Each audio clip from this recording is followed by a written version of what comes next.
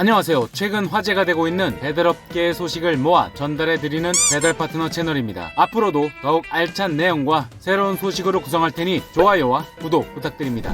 최근 배달업계에서는 부업으로 하던 자동차 배달을 접었다는 사례가 속출하고 있다고 전해졌습니다. 그동안 일반인들 사이에서 쏠쏠한 투잡으로 인기몰이었던 자동차 음식 배달이 기름값 폭증으로 유류비를 빼고 나면 최저 시급도 벌기 힘들다는 것입니다. 서울 시내의 경우 일반 휘발유 가격이 리터당 2,000원을 넘긴 곳도 여러 곳 볼 수 있고, 서울 외곽이나 경기도 지역도 리터당 1,800원이 넘어가고 있습니다. 이처럼 국내 기름값이 크게 뛰는 이유는 국제 유가가 크게 올랐기 때문입니다. 지난해 코로나19로 침체됐던 경기가 회복되면서 석유 수요는 크게 늘었지만 산유국들이 증산을 억제하면서 공급이 수요를 따라가지 못했고 결국 국제유가 상승으로 이어졌습니다. 최근에는 러시아가 우크라이나를 침공하면서 국제 석유 공급 차질 우려가 커져 유가 급등을 가속화하고 있습니다. 쿠팡이츠에서 자차 배달을 하고 있다는 A씨는 한두 시간만 일해도 3, 4만 원을 벌 수 있어 용돈 벌이도 좋았는데 기름값이 너무 올라 고민이라며 최근에는 자동차 배달에 보너스를 주는 이벤트가 있는 날에만 배달을 하고 있다고 말했습니다. 자차 배달은 음식 배달을 아르바이트로 하던 일반인들에게 쏠쏠한 투잡 수단이었습니다.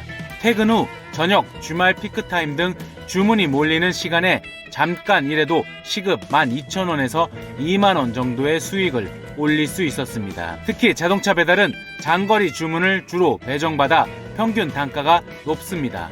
여기에 자동차 배달 파트너를 대상으로 하루 일정 건수 달성 시 3만원에서 5만원 등을 지급하는 이벤트도 있었습니다. 쿠팡이츠는 최근 서울 지역에서 자동차로 하루 2건만 배달해도 2만원을 지급하는 미션을 시행하기도 했습니다. 이륜차보다 안전하고 편리하다는 점도 큽니다.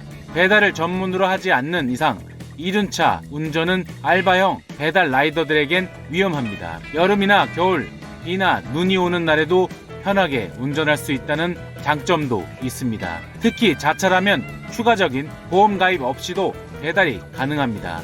다만 배달의 민족의 경우 시간제 보험에 가입해야 합니다. 그러나 기름값 상승이 악재입니다. 주말 하루 종일 배달을 하면 통상 20에서 30%가 유류비로 나갑니다. 요즘처럼 유류비가 최고치를 찍을 때는 40%를 차지하기도 합니다. 음식 픽업 시 주차가 어려운 경우가 많아 2인 1조로 일하는 경우에는 수익이 절반으로 떨어지기도 합니다.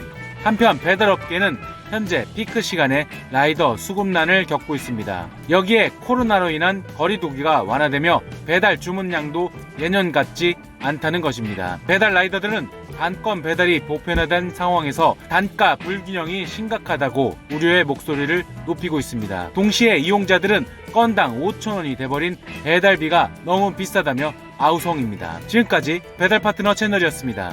감사합니다.